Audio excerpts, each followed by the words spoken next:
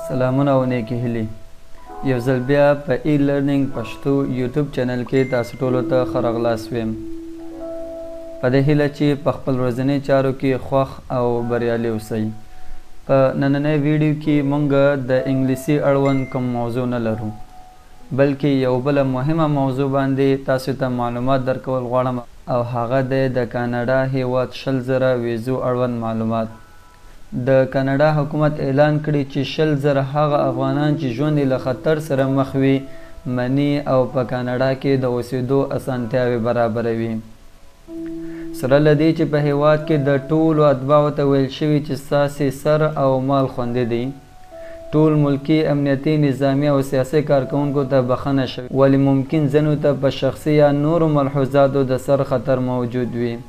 د دغسې خلکو ته د کاناډا هیواد هم د پناه ورکولو پروګرام لري. دا پروګرام ستاسې سره په شخصي برېښنالیک ایمیل اړیکې له لارې ترسره کیږي چې تاسو باید ورته برېښنالیک واستوئ. د یاد پروګرام اړوند غواړم چې تاسو ته یو څه وضاحت وکړم چې څه ډول پروګرام دی، کوم ډول خلک ورته کوی شي چې اپلای یا هم غوښتنلیک ولیږي، او شرایط یې څه دي، او څنګه د هر څه یا او څنګه کوی شو چې خپل غوښتنلیک ولیږو. د دې ټولو معلوماتو لپاره دغه ویډیو را سره تر پایه وګورئ. یا د ویزې دوه ډوله خلکو ته ورکول کیږي، یعنی هغه 100,000 کسانو کې چې کاناډا حکومت اعلان کړی دی، دوه کیټګوري خلک شامل دي. لومړی هغه ډول خلک چې کاناډا حکومت سره یې کار کړی وي، یعنی د کاناډا حکومت سره یې وظیفه یا هم دنده اجرا کړی وي، چې په دې کې هم دوه ډوله خلک راځي. لومړی هغه ډول خلک چې د کاناډایي ځواکونو سره د ترجمان په حیث دنده اجرا کړی وي، یا هم د یو صفاکار یا ګارد یا یو بل څه په حیث د کاناډایي ځواکونو سره مستقیما دنده اجرا کړی وي. دغه ډول کسانو ته هم دیو ویزه ورکوي. او دویم هغه ډول کسانو ته دیو ویزه ورکوي کوم چې د کاناډا سفارت کې دنده اجرا کړی وي او یا هم برحاله هلته وظیفه لري. دغه دوه ډوله کسان چې عموما د کاناډا حکومت سره رسمي ډول سره کار کړی وي یا هم کوي، دیو ته ویزه په ډېر اسانۍ سره ملاویږي. او همدارنګه په دغه 100,000 کسانو کې اولیت هم دغه دوه ډوله کسانو ته دي، چې لومړی هغه کسان چې کاناډایي ځواکونو سره ترجمان په حیث دنده اجرا کړی وي، او دویم هغه چې کاناډا سفارت کې دنده اجرا کړی وي. دغه دویم ډول خلک چې په دغه ویزو کې شامل دي، هغه د بشر دوستي په اساس 6 ډوله خلکو ته ورکول کیږي. یعنی په دې معنا چې په دغه دویم کټګوري کې تقریبا 6 ډوله خلک شامل دي، او دغه 6 ډوله خلکو ته ویزې ورکول کیږي، چې دا ټول به په دې 100,000 ویزو کې راځي. چې دغه 6 ډوله خلک څوک دي دا به وروسته درته واضح شي. ښه، اوس راځو څنګه ورته اپلای یا هم غوښتنلیک ولیږو. یعنی د دغه ویزو لپاره یا هم د دغه ویزو لپاره څنګه کوی شو خپل غوښتنلیک ولیږو. شرایط ډېر ساده او همدارنګه ډېر اسان دي. د هغه شرایطو غوندې نه دي کوم چې د امریکې SIV ویزو دي، یعنی هغه ډېر داسې مغلق او سخت شرایط لري. خو د کاناډا حکومت کوم چې دغه نوې پروګرام په لاره اچولی، د دې شرایط ډېر ساده او همدارنګه هر افغان یې په خپله ترسره کوی شي. لومړی مونږ چونکې مخکې یادونه وکړه چې په دغه ډول ویزو کې دوه کیټګوري خلک شامل دي. لومړی چې د کاناډا حکومت سره رسمي کار کړی وي، او دویم چې رسمي کار یې نه کړی، اوس خو د بشر دوستي په اساس 6 ډوله کسانو ته ورکول کیږي. لومړی مونږ د هغه کسانو لپاره چې د کاناډا حکومت سره کار کړی وي شرایط بیانوو، چې په دې کې تقریبا یو څو شرایط مهم او همدارنګه اهم دي. لومړی دغه ډول کسان باید افغان وي، یعنی تابعیت باید افغان وي. هغه کسان چې کاناډا حکومت سره کار کړی وي باید تابعیت افغان اوسي. دویم د کاناډا سفارت کې کار کړی وي. یو شرط دا دی، یعنی باید کاناډا سفارت کې کار کړی وي، هغه که هر ډول کار اوسي، مثال که چوکیدار وي، که صفاکار وي، که اشپز یا که هر ډول کار اوسي، خو کاناډا سفارت اړوند خپل دنده اجرا کړی وي. دویم کاناډایي ځواکونو سره کار کړی وي، یعنی د کاناډا کوم چې ماموریت خپل په افغانستان کې اوس پای ته رسولی، خو یو وخت کې دلته ماموریت و، نو د کاناډایي ځواکونو سره دیو فعالیت ترسره کړی وي، یا مثال د ترجمان په حیث، یا مثال د یو ګارد په حیث، یا مثال د یو بل څه په حیث کاناډایي ځواکونو سره مستقیما کار کړی وي. دغه دوه ډوله کسان هم په دغه شرایطو کې راځي. نو دغه ډیر ساده شرط دی، یعنی عموما موږ یادونه مخکې هم وکړه چې دغه 100,000 ویزو کې اولید همدغه 2 ډوله کسان ته ورکول کیږي چې کاناډا سفر سره کار کړی وي، همدارنګه کاناډایي ځواکونو سره یې دنده یا هم ماموریت اجرا کړی وي. دا خو شرط دی. اوس څنګه ورته اپلای یا هم غوښتنلیک ولیږو؟ د اپلای یا هم غوښتنلیک لپاره یو ډیر ساده پروسس دی ولري. لومړی خپل ایمیل خلاص کړئ او لاندې معلومات ولیکئ. هر کله مو چې په خپل موبایل یا هم کمپیوټر کې خپل ایمیل مو خلاص کړه، لاندې معلومات ورکې اضافه کړئ یا هم ورکړئ. لومړی ستاسې مکمل نوم، په دې معنا چې تاسو خپل مکمل نوم کوم چې تاسو تذکره یا هم پاسپورټ کې لرئ دا ورکړئ. همدارنګه که تخلص کاروئ هغه هم ورسره اضافه کړئ او مکمل نوم ولیکئ. دویم د پیدا کېدو نیټه، یعنی په کوم تاریخ تاسو پیدا شوی یاستئ، کال، میاشت او همدارنګه ورځ، دا ټول تاسو باید ذکر کړئ په دغه ایمیل کې. دریم خپل ایمیل ادرس ولیکئ، یعنی په دریم قدم کې کله چې تاسو یو ایمیل لیکئ هلته خپل ایمیل ادرس هم ذکر کړئ. څلورم خپل ټلیفون شماره، یعنی هغه فعاله شماره چې تاسو لرئ هغه هم ورکې اضافه کړئ چې احتمال اوسي تاسو ته کوم ورځ زنګ ووهي. په پنځم قدم کې د خپل دندې تشریح، یعنی دا پکې ډیر زیات مهم دی. په دې معنا تاسو چې په سفارت کې دنده مجره کړې د څه په حیث، آیا تاسو د ګارډ وئ، چوکیدار وئ، یا مثال صفاکار وئ، یا کوم بل ماموریت هم لرل، او یا هم که تاسو د کاناډایي ځواکونو سره مو دنده اجرا کړې وي هلته هم د څه په حیث دنده اجرا کړې دی، ترجمان په حیث یا مثال صفاکار په حیث یا کوم بل په حیث، یعنی یو بل ډول وظیفه مو تاسو پر مخ وړی وي. هر ډول وظیفه چې تاسو پر مخ وړی دی د هغه د وظیفې تشریح ولیکئ. دلته باید یو یادونه وکړو کله چې تاسو د خپل وظیفې تشریح ورکوئ دلته څو چیزونه تاسو باید ذکر کړئ. لومړی د خپل جاب ټایټل ولیکئ، یعنی ستاسو د وظیفې هغه ټایټل عنوان څه و، تاسو ګارډ وئ، تاسو ټرانسلیټر وئ، تاسو کلینر وئ، تاسو څه وئ دا ولیکئ. دویم که آی ډي مو لرله د خپل ماموریت د خپل وظیفې په وخت کې که آی ډي لرله د هغه آی ډي شماره ولیکئ، که درسره وو که نه بیا مې لیکئ. په شپږم قدم کې که ممکن وي او که احیانا تاسو پاسپورټ لرئ د خپل پاسپورټ نمبر هم ولیکئ. خو که چیرته تاسو سره پاسپورټ نه وي دا مشکل نه جوړوي، ستاسې غوښتنلیک لیږل کیږي او ستاسې غوښتنلیک پروسس کیږي، نو مشکل نشته. که اوسې ښه خبره او که نه اوسې کولی شئ تاسې پاسپورټ نمبر هیڅ ورم نه کړئ. نو که اوسې تاسو باید خپل پاسپورټ هم اضافه کړئ. نوٹ دلته یو یادونه باید وکړو هغه دا چې ټول هغه اسناد چې لرئ او د دې ښکارندویي کوي چې تاسو کاناډا حکومت سره مو کار کړی وي په خپل ایمیل کې پیوسته یا هم اټاچ کړئ.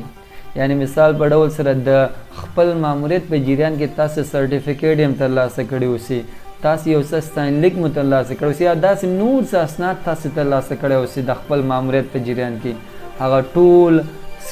هغه ټول سکین کړئ، همدارنګه په خپل ایمیل کې اټاچ کړئ. هر کله چې دغه شپږ چیزونه تاسو ایمیل کې ولیکم نو بیا دغه ایمیل تاسو لاندې اډرس ته واستوئ، کوم چې عبارت دی canada-afghanistan@international.gc.co. دغه ایمیل ادرس ته بیا خپل دغه ټول معلومات واستوئ. دا هغه ډول کسانو لپاره و چې کاناډا حکومت سره مستقیما وظیفه یا هم دنده اجرا کړې وي. دویم دغه شرایط هغه ډول کسانو لپاره دی چې هغه کاناډا حکومت سره مستقیما وظیفه نه وي ترسره کړې، خو کاناډا حکومت د بشردوستي په اساس دغه کسان مني. نو لومړی دغه کم ډول کسان دي لکه څنګه چې مخکې موږ یادونه کړې وه، په دغه ډول کسانو کې عموما شپږ ډوله کسان راځي چې کاناډا حکومت په دویم قدم کې، یعنی اولیت خو هغه کسانو ته دي چې کاناډا حکومت سره رسمي مستقیما ماموریت ترسره کړی وي. په دویم قدم کې دغه کسان هم کولی شي چې خپل غوښتنلیک ولیږي. دغه شپږ ډوله کسان څوک دي؟ دغه شپږ ډوله کسانو کې لومړی د ښځو رهبران، یعنی هغه کسان یا هم هغه اشخاص چې د ښځو د ټولنو رهبرانو یا مثال د ښځو چارو کې مثال کم وظیفې یا دندې اجرا کړي دي، هغه که نارینه اوسي که ښځینه اوسي، دوی کولی شي چې غوښتنلیک دغه کاناډا حکومت ته ولیږي. دویم ډول کسان هغه مدني فعالان یا د بشر حقوقو مدافعین دي. یعنی مدني فعالان هغه کسان چې د بشر حقوقو لپاره هڅې کوي یا مثال هغه یعنی غږ پورته کوي. دغه ډول کسان چې مدني فعالان مونږ بولو یا بشر حقوقو مدافعین بولو، دا کسان هم کوي شي چې د کاناډا کوم اعلان شوی ویزي دي خپل ثبت نام یا هم غوښتنلیک ورته جمع کړي.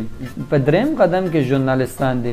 ژورنالستان هم کوي شي چې دغه کوم اعلان شوی 100,000 کسان دي دې ته غوښتنلیک یا هم خپل اپلای وکړي.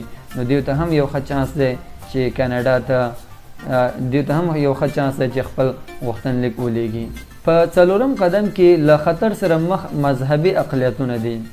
یعنی هغه کسان، هغه مذهبي کسان چې هغه اقلیت کې اوسي، یعنی نفوس ډیر کم اوسي او خطر سره مخ وي، هغه ته هم دا یو ډیر ښه چانس دی، یو ښه چانس ملاو شوی دی چې هغه هم کاناډا ته لاړ شي.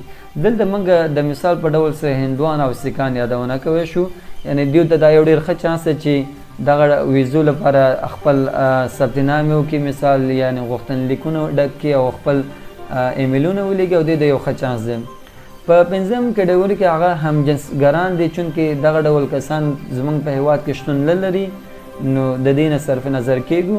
په شپږم ډول کې دغه پاسني ډول کسانو نږدې خپلوان، یعنی دغه پاس 15 ډوله کسان چې مونږ یاد کا، د دې نږدې خپلوان مور او پلار، ښځه یا خاوند او اولادونه، دیو ټول کوي شي مثال هغوی په ترو باندې کله چې هغوی کې نو هغو په ترو باندې هم کوي شي چې دغه کاناډا حکومت یعنی کاناډا هیواد ته لاړ شي. هلته په شپږم قدم کې دغه پاسني 15 ډوله کسانو نږدې خپلوان، یعنی موږ ورته مور او پلار، ښځه یا خاوند او اولادونه، دیو هم کېږي چې په دغه 100,000 کسانو کې یا په دغه 100,000 کم لیست چې اعلان کړی دی کې راشي او کاناډا هیواد ته لاړ شي.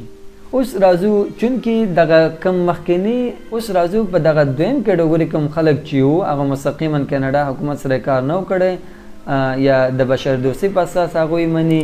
دې لپاره شرایط څه دي؟ تقریبا شرایط د دوی هغه پخواني خلکو سره ورته دي.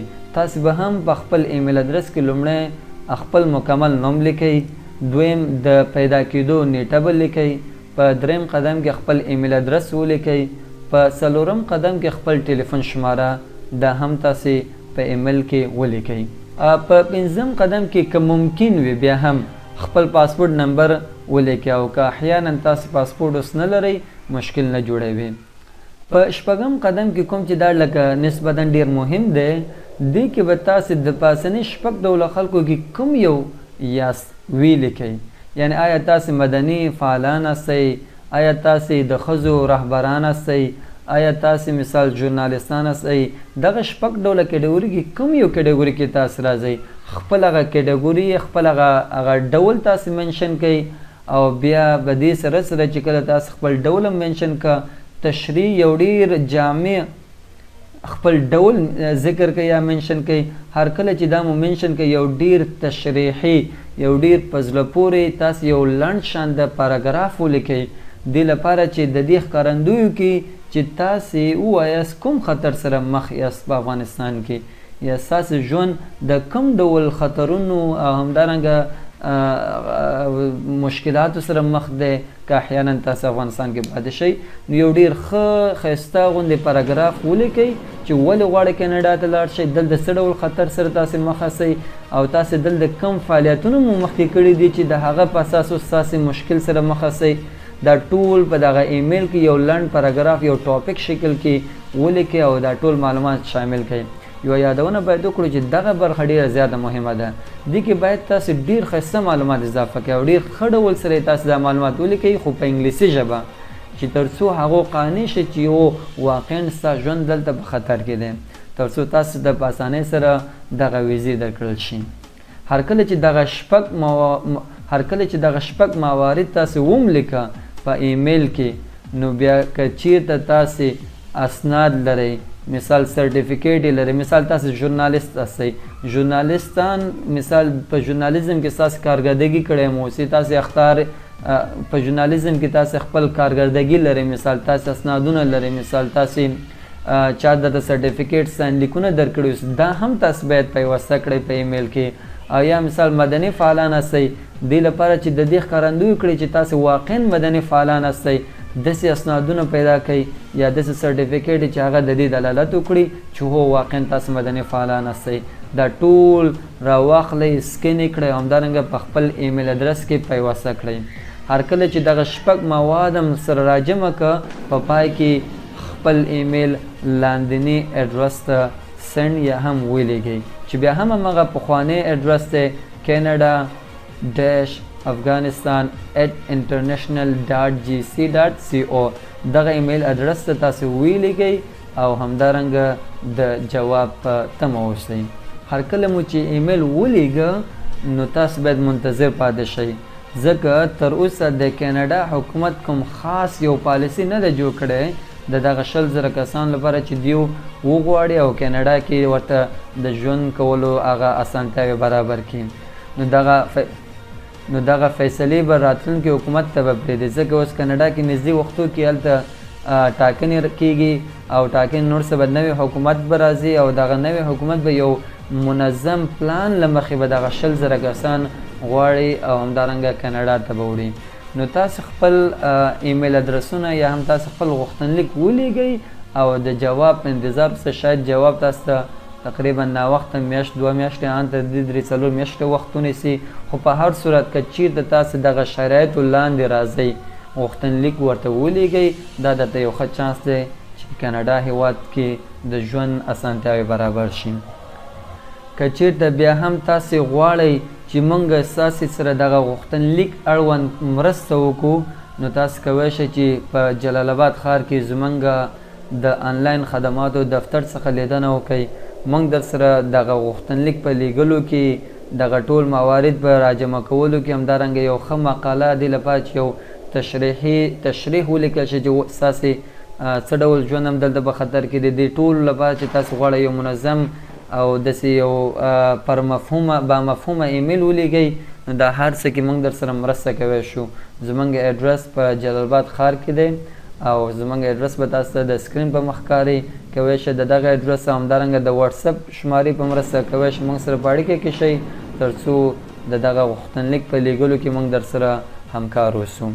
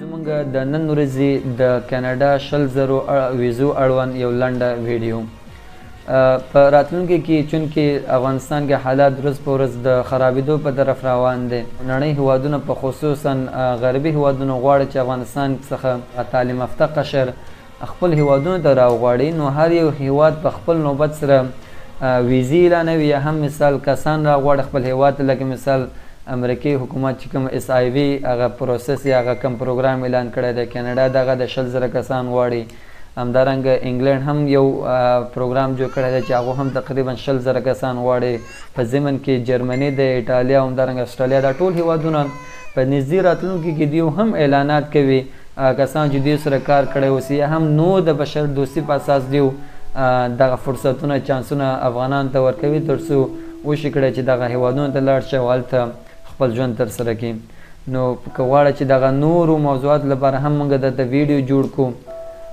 نو دغه هر یو هیواد کوم دغه پروګرام چې اعلانوي د هر